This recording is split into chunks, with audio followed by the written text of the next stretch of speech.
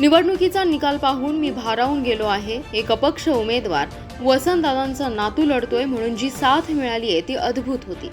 अनेक अडचणी आल्या तरी जिल्ह्यातील जनता माझ्या पाठीशी खंबीर उभी राहिली आहे, त्यांचा आभारी आहे। यापुढे जनतेच्या सेवेसाठी मी सदैव काम करेन अशी ग्वाही अपक्ष विजयी उमेदवार विशाल पाटील यांनी दिली आहे। मोठ्या मताधिक्याने संजय काका पाटील यांचा पराभव केल्यानंतर विशाल पाटील हे पत्रकारांशी बोलत होते। सांगली लोकसभा मतदारसंघासाठी आज मतमोजणी पार पडली आहे। मतमोजणीच्या पहिल्या फेरीपासून विशाल पाटील यांनी मोठं मताधिक्य घेत आघाडी घेतली होती। शेवटच्या फेरीपर्यंत हे मताधिक्य कायम राहिले। शेवटच्या फेरीपर्यंत विशाल पाटील यांचे मताधिक्याचे हे 1 लाखाहून अधिक होतं। विशाल पाटील हे विजयी होत असताना कार्यकर्त्यांनी मोठा जल्लोष केलाय। विजयाची घोषणा करताना याबाबत विशाल पाटील म्हणाले, या निवडणुकीत प्रत्येक गोष्टीला अडचणीत आणण्याचं काम भाजपनं केलंय।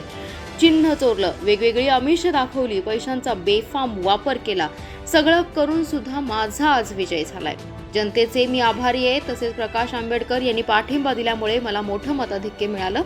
संविधानाचा रक्षक म्हणून मी संसदेत जात आहे आणि संविधानाचं रक्षण करण्याचं काम मी चांगल्या प्रकारे करेन। स्वर्गीय आर पाटील, पतंगराव कदम यांच्या कार्यकर्त्यांनी मला साथ दिली। विश्वजित कदम हे आमचे नेते आहेत। आमची एकी आता कायमची आहे। ते जसे सांगतील तसंच पुढे होईल असंही त्यांनी सांगितलंय। जो आता 19-20 फेऱ्या झालेल्या, अजून 4-5 फेऱ्या शिल्लक आहेत। बऱ्यापैकी मतदान जवळजवळ 9-9.5 लाख मतदान मोजून झालेलं आहे। 80,000च्या पलीकडे आता आघाडी गेलेली आहे। एवढं प्रेम जनतेने मला दिलेलं आहे। मी अपक्ष उमेदवार होतो, अपक्ष उमेदवार असून सुद्धा एवढ्या मोठ्या प्रमाणात पाठिंबा दिलाय। पूर्णपणे मी ह्या निवडणुकीचा निकाल पाहून भारावून गेलेलो आहे। एवढं प्रेम जनतेने मला दिलं। एक अपक्ष उमेदवार वसंतदादांचा नातू म्हणून मी लढतोय आणि म्हणून जी साथ मिळाली आहे। चिन्ह नवीन असून सुद्धा, सगळी अडचण असताना सुद्धा चिन्ह नाव खाली गेलं। अशा वेगवेगळ्या अडचणी भाजपने सर्व प्रकारचे प्रयत्न केले। ही निवडणूक चोरायचा प्रयत्न केला, वेगवेगळे आमिष दाखवले, पैशाचा आम्ही वापर केला, प्रशासनाचा वापर केला, सगळं करून सुद्धा जनतेने निर्णय घेतला आणि म्हणून आज मी आघाडीवर आहे।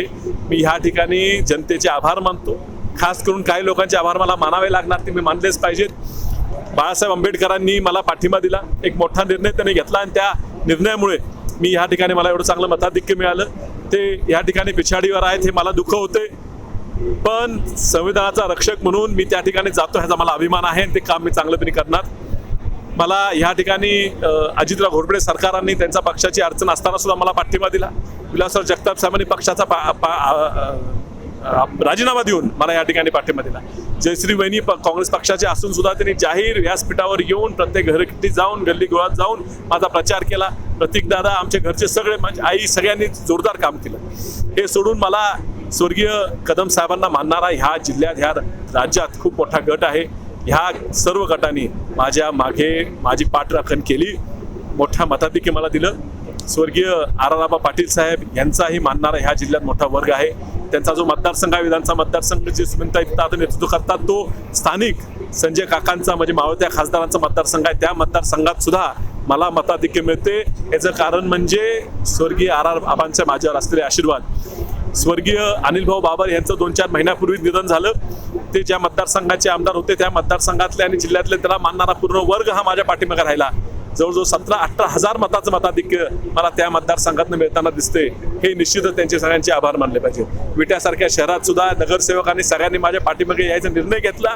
विटा शहरात मला वाटतं तुम्ही पिछाडी जाऊ, विटा शहरात सुद्धा मला मताधिक्य मिळाला। मिरज शहरात भाजपचे आवटी असतील, देवमाने असतील, दुर्वे असतील, त्यांच्यावर राष्ट्रवादी बागवान असतील, काँग्रेसचे सगळे नगरसेवक असतील, त्या सगळ्यांनी माझा धाडसाने माझं काम केलं आणि म्हणून मिरज विधानसभा मतदारसंघात जवळजवळ 25,000चं मताधिक्य मला इथं मिळायला लागले। सांगली मतदारसंघात सुद्धा 18 ते 20,000चं मताधिक्य मिळाले। सांगली ते काँग्रेसचे सर्व पदाधिकारी हे माझ्या पाठीशी राहिले, यात सरळ दिसून येते। हा विजय हा जनतेचा आहे।